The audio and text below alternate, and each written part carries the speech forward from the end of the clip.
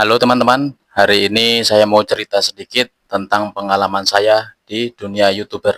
Mungkin buat teman-teman baru ada yang mau mulai atau masih ragu-ragu di dunia per-YouTuban. Saya dulu juga seperti itu teman-teman. Bingung mau mulainya, takutnya apakah video saya ada yang nonton, apakah saya bisa berhasil, ataukah video saya akan jelek. Tapi pelan-pelan saya mulai dari nol, akhirnya beberapa akun bisa mulai menghasilkan penghasilan.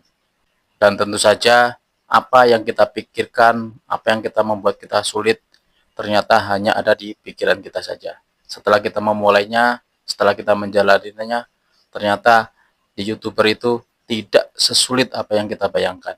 Dulu pertama-tama saya lihat video-video yang ada di YouTube, saya kira itu videonya gampang-gampang atau mudah untuk dibuat. Tetapi waktu saya mencoba sendiri, ternyata tidak semudah apa yang saya pikirkan. Mulai dari pikirin ide, rekam berkali-kali, suara yang kurang jelas, pencahayaan yang biasa saja, tidak effort seperti yang lain, sampai kadang-kadang malu kalau ada orang yang lewat melihat kita lagi sedang bikin video. Bahkan pernah juga udah bikin video panjang-panjang, ngomong panjang-panjang, ternyata suaranya tidak masuk ke dalam video. Rasanya campur aduk teman-teman. Ya marah, emosi, tapi lucu juga.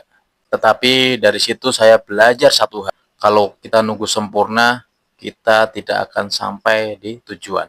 Saya mulai belajar pelan-pelan teman-teman. Nonton video tutorial, nonton video orang-orang lain, konten-konten orang lain, perbaiki sedikit demi sedikit. Dari yang awalnya berisik, saya coba tempat yang suasananya tidak terlalu ramai. Dari yang awalnya videonya goyang karena ditaruh di tempat seadanya, sampai saya membeli sebuah tripod. Dari awal yang bingung saya mau ngomong apa, saya mulai membuat catatan-catatan kecil sebelum saya berbicara di depan kamera.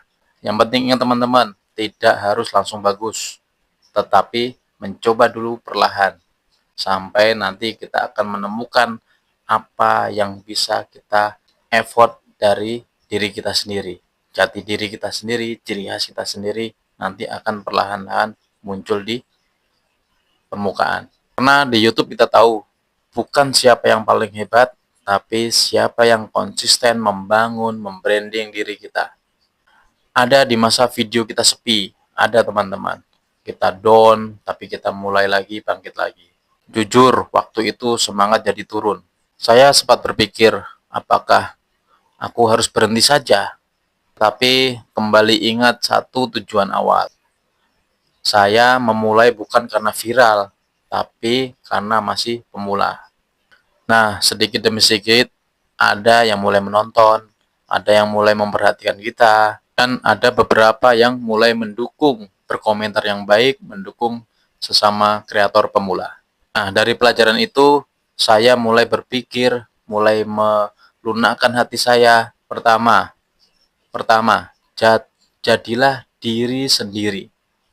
Nggak perlu pura-pura menjadi orang lain, tapi menjadi diri sendiri supaya lebih natural. Yang kedua teman-teman, harus konsisten upload. Nggak harus tiap hari kok, tetapi kita punya jadwalnya, kita punya kualitasnya, kita belajar yang baik.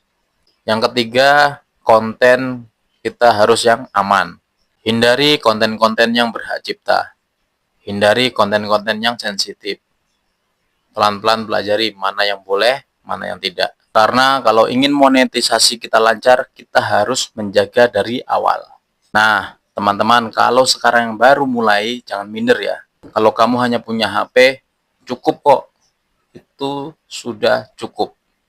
Kalau hanya punya rumah sederhana, ya lakukan, memang itu jati diri kita. Tidak harus seperti vlogger yang mewah, yang mewah, mobil mewah, nggak perlu.